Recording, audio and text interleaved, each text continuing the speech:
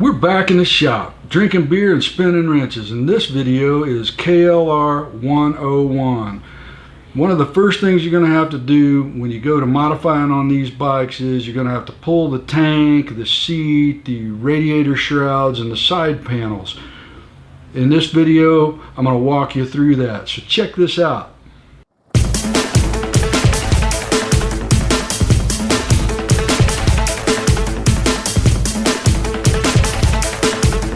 So I need to remove the radiator shrouds, the fuel tank, the seat, and the side covers off the bike to expose the framework underneath. I'll start out with an 8mm, and the shroud has 3 bolts.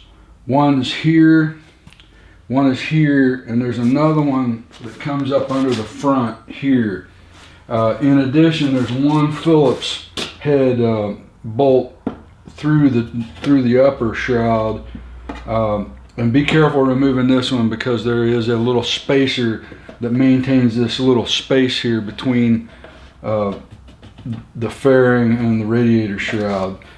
So watch out for dropping that. You want to hang on to that spacer.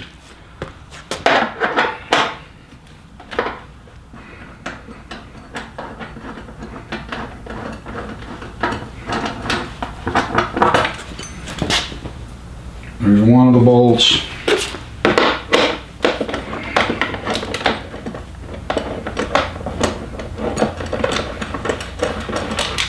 There's the second one. Each one is a little different, so you want to kind of segregate them so you know where each one of them came from. That other bolt is up under here. You gotta look a little bit to find it, but it's right there.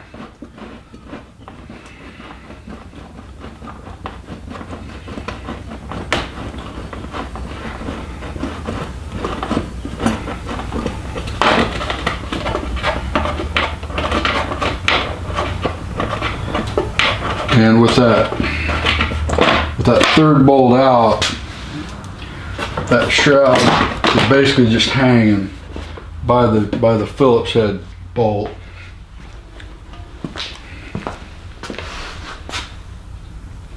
So we use a Phillips screwdriver to get it. Like I said, there is a little spacer between the fairing and the shroud, which will probably drop like that as soon as you drop that off.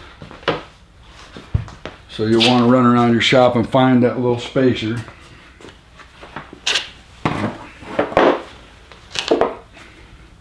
Now, a trick that I do with bolts when I take them out, especially in a case like this when they're all a little bit different, is I go ahead and put the bolts back in the holes where they go, right where they came out. This one came from here, for example. Just put a couple turns on it so that it hangs right where it came off from. This was the one that came from here. And when we took this off, we lost our radiator grill. It comes off as well. And what you'll notice is the hole that bolt goes in is actually in the radiator grill. So we'll just I'll just thread this one in here like that, so we know that bolt goes there. And okay, now we're going to take the side panel off. You basically have 2 8mm, one here and one here. So let's pop those out.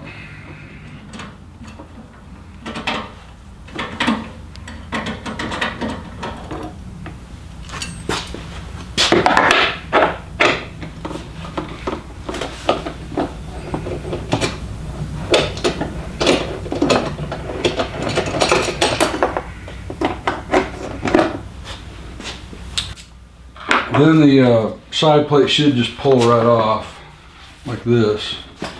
And then once again, these bolts are both the same, but I go ahead and just thread them back in the holes they came out of. That way there's no questions when we're putting this back together what bolt goes where. Now I'm going to use a 10mm wrench to go in here, and these are the seat bolts. You got one on each side. We go ahead and pop that seat bolt out.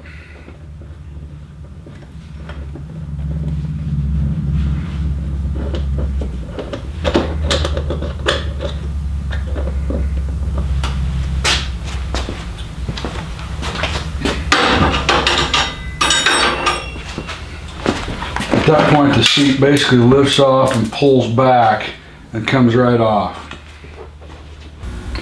Now the next thing we're going to do is get this fuel tank off of here. And what you're going to need to remove on the fuel tank, there's two hoses back here.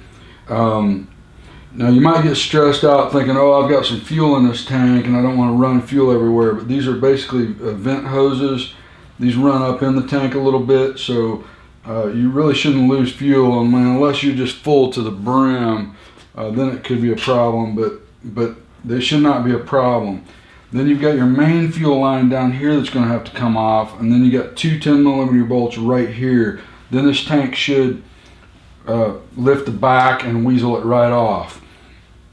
So first thing we're going to do is take these lines loose, and what you're going to want to do is don't just grab them and yank on them. You may want to push on the end a little bit to kind of get them free, and then just gently pull them off. They are color coded. Like the bike comes new with like a blue dot on one hose and a red dot on the other, and the tank is also dotted with color codes to match those, so you know where these go back. Okay, so those lines are off. Now we're going to want to remove the main fuel line. Now to do that, we're going to use a pair of pliers, and there's a little wire clip on here. Don't monkey grip the thing and just mash it, but just use your pliers to gently squeeze that clip and just slide it down the hose a little way to get it away from that barbed fitting. Now you're going to want to make sure that your fuel petcock is turned completely to the off position.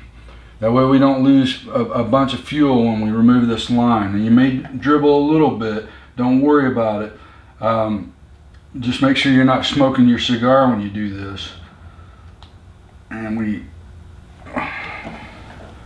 you may have to weasel that just a little bit to get it to come loose. Work it a little bit, and there we go. And you can see we didn't lose any fuel. And this tank is probably full of fuel to this level, so it's going to be heavy. At this point, we use a 10mm wrench to remove these two bolts that are securing the tank to the bike.